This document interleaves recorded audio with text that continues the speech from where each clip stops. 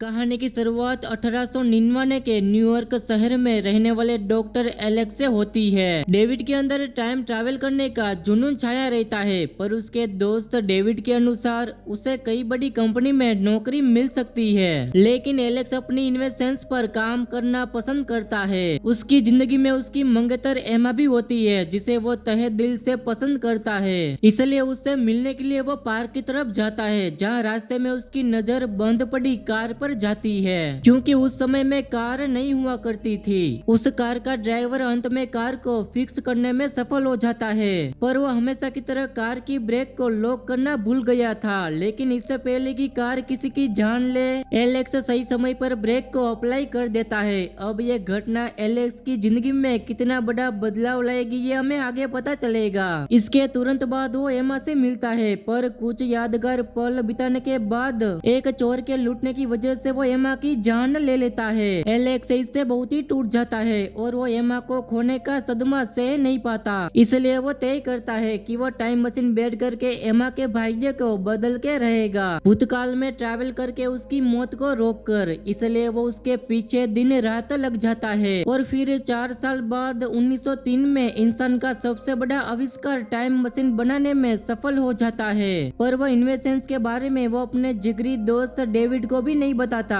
David को उसकी चिंता होती है, पर एलेक्स बिना समय गवाए भगवान का नाम लेकर पहली बार मशीन को एक्टिवेट करके सफलता से उसी पीछे के समय 1899 में ट्रैवल कर जाता है और एमा को जिंदा देख उसकी खुशी का ठिकाना नहीं रहता। इससे पहले कि वो घटना रिपीट हो, वो पार्क से दूर ले जाता है, पर एक इन्वर्टर के बावजूद एलेक्स टाइम और स्पेस के एक इक्वेशन को मिस कर गया कि एक बार जो हो गया सो हो गया, समय को बदला नहीं जा सकता। और कुछ ऐसा ही होता है, क्योंकि जब एलेक्स एमा को प्रपोज करने से पहले फूल लाने जाता है, तब वही कार जिसका ब्रेक ड्राइवर हमेशा लॉक करना भूल जाता है, फिर से उसकी कार बिगड़ी पड़ी अचानक में चालू होती है, तो एमा उसके नीचे आकर कुचल कर मारी जाती है। इससे एलेक्स फिर से पूरी तरह से टूट जाता है, पर वो हार नहीं मानता। इस बार वो भविष्य में जाने का तय करता है, इस उम्मीद में कि शायद वो भविष्य के लोगों को भूतकाल बदलने का तरीका पता हो। इसलिए वो 2030 के समय में ट्रैवल कर जाता है, जहाँ इंसान चांद पर बसने की तैयारी में थे। वो तुरंत पब्लिक लाइब्रेरी में जाता है, उस समय तक रिसर्च किए टाइम ट्रैवल के बारे में समझने के लिए, जहाँ उसकी मुलाकात library holography artificial intelligent librarian box से होती है, जिसे एलेक्स सवाल करता है कि कैसे भूतकाल को बदला जा सकता है। पर बॉक्स बताता है कि इस समय में अभी टाइम ट्रैवल मशीन की खोज नहीं हुई है, जिससे अब एलेक्स और भी निराश हो जाता है, पर वो रुकने को तैयार नहीं होता।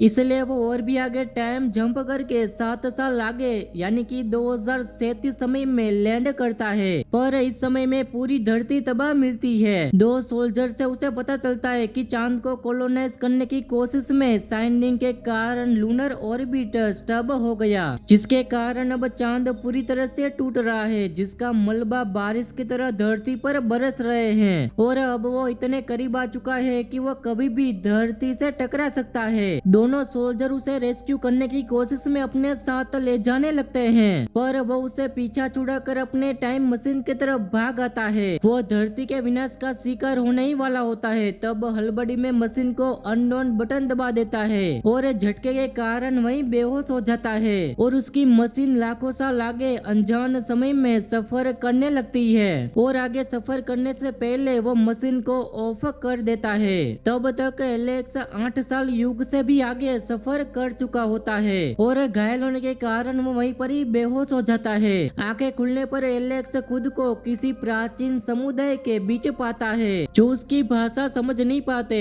इसलिए एलेक्स को खतरा समझकर उसकी जान लेने को सोचते हैं, पर मेरा जिसने उसकी जान बचाई उसे एलेक्स की भाषा आती है, क्योंकि वो एक टीचर है। वो प्राचीन सभ्यता के बारे में जानती है, जो एलेक्स को उसके समुदाय से बचा लेती है। एलेक्स मेरा को बताता है कि वो भूतकाल से आया है, जिस बारे में मेरा अपने समुदाय के लोगों को नहीं बताती, क्योंकि वो उसकी विज्ञान की बातों को समझ नहीं पाएंगे और उसे कोई एलियन समझकर उसकी जान ले सकते हैं। मेरा के साथ कुछ समय बिताने पर एलेक्स को धीरे धीरे समझ में आने लगता है कि इंसानों की यह नई समुदाय खुद को एलोई बुलाते हैं, जो धरती पर बदलाव आने के कारण से से अब प्राचीन लोगों की तरह पर थोड़े डेवलप पर्वत चट्टानों पर अपना घर बनाने लगे, जिनका रहन सहन भी 21वीं सदी के इंसानों से एकदम बदल गया होता है। रात के समय में एलेक्स को साफ दिखाई देता है कि इंसानों ने चांद का क्या हाल किया है। एलेक्स को मेरा के छोटे भाई केलन से भी दोस्ती हो जाती है, जिसे एलेक्स की हैंड वॉच बहुत ही पसंद आ जाती है, इसलिए एलेक्स उसे रखने दे देता है।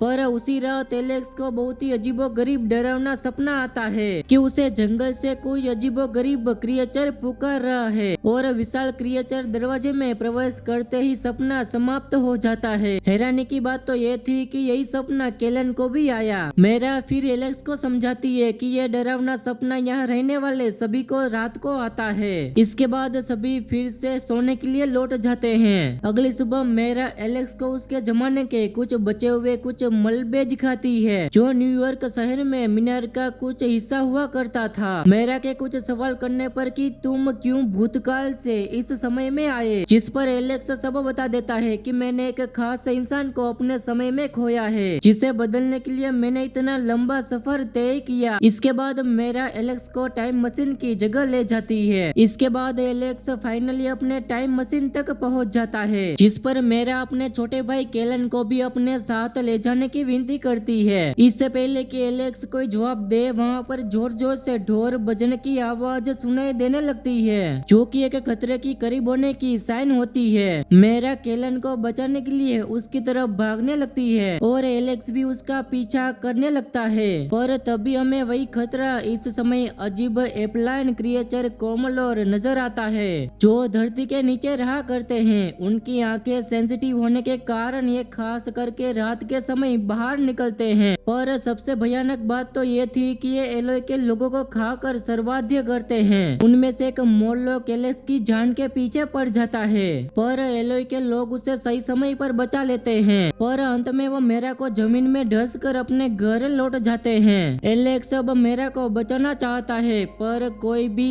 एलोय मदद करने से इनकार कर देते हैं, क्योंकि उनके अनुसार मोरलो बहुत ही शक्तिशाली है, जो उसके सामने नहीं टिक सकते। पर एलेक्स केलन को वादा करता है कि वो बड़ी बहन को बचा के रहेगा, पर इसके लिए उसे मोरलो के बारे में सब समझना होगा। केलन बताता है कि उनके बारे में एक बात पता है, इसलिए वो उसे दूर ले जाता है, जो दरअसल न्यूयॉर्क की वही लाइब्रेरी निकलती है जहाँ उसकी मुलाकात उसी होलोग्राफिक लाइब्रेरियन से होती है, जिसे वो 2030 के समय में मिला था। वो इतने सालों बाद भी सरवाइव कर गया था, जिसे एलन एक भूत समझ रहा था। एलेक्स के उसके पूछने पर आखिर भविष्य में इंसानों के 2 अलग अलग एवोल्यूशन कैसे हुए, तो मैं वो इतने समय से स्टडी कर रहा था। वो बताता है कि जब धरती तबाह होने लगा था, तब कुछ लोग लैंड पर बसने का तय किए, जिन्हें वे अब एलोय नाम से जानते हैं। वही कुछ डर के मारे अंडरग्राउंड के अंदर चले गए और लाखों साल से वहीं बने रहे। इसलिए लाखों साल के एवोल्यूशन से उनके शरीर में बदलाव होने लगे, जिन्हें वो अब मार्लोम नाम से जानते हैं। इसलिए अब उनसे सूरज की रोशनी बर्दाश्त नहीं होती।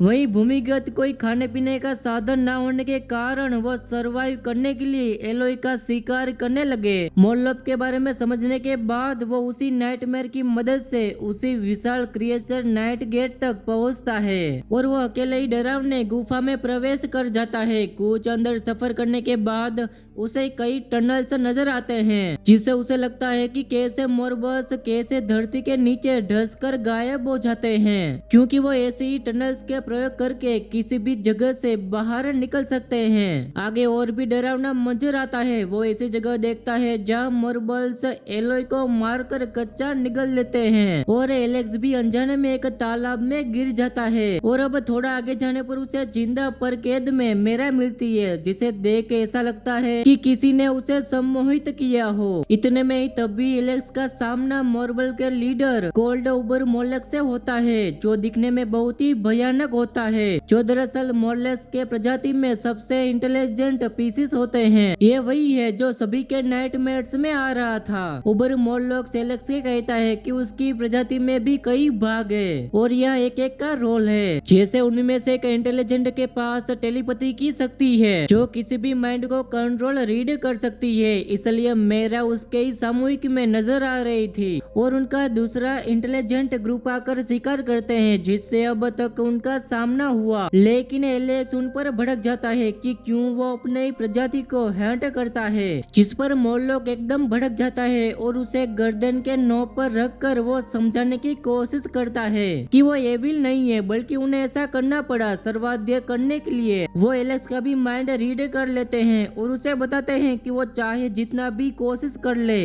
वो भूतकाल को बदल नहीं सकता, वो एमा को फिर से पा नहीं सकता, क्योंकि उसकी जान के कारण ही उसने अपनी मशीन टाइम मशीन में लगा दी।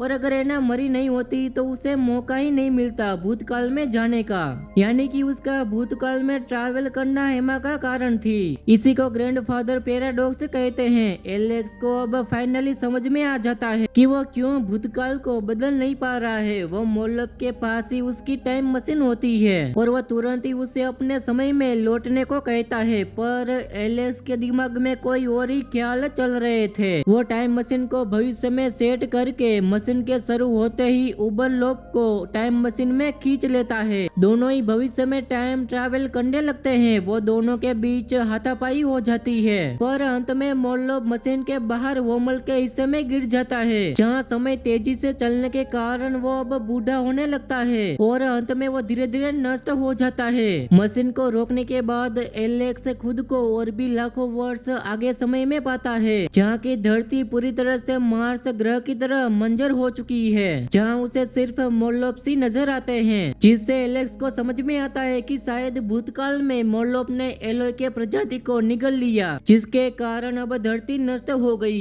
एलेक्स अब ये देखकर परेशान होने लगता है, फिर भी वो तय करता है कि वो भूतकाल को बदल नहीं सका तो वो कम से कम भविष्य को जरूर बदलेगा। इसलिए वो उसी समय ट्रैवल करता है, जहाँ इस बार उबर जिंदा नहीं होता। वो सबसे पहले मेरा को रेस्क्यू करता है और फिर मशीन को एक्टिवेट करके उसके हैंडवर्स को जम कर देती है, जिसके कारण अब टाइम मशीन डेंजरस टाइम में जनरेट होने लगता है।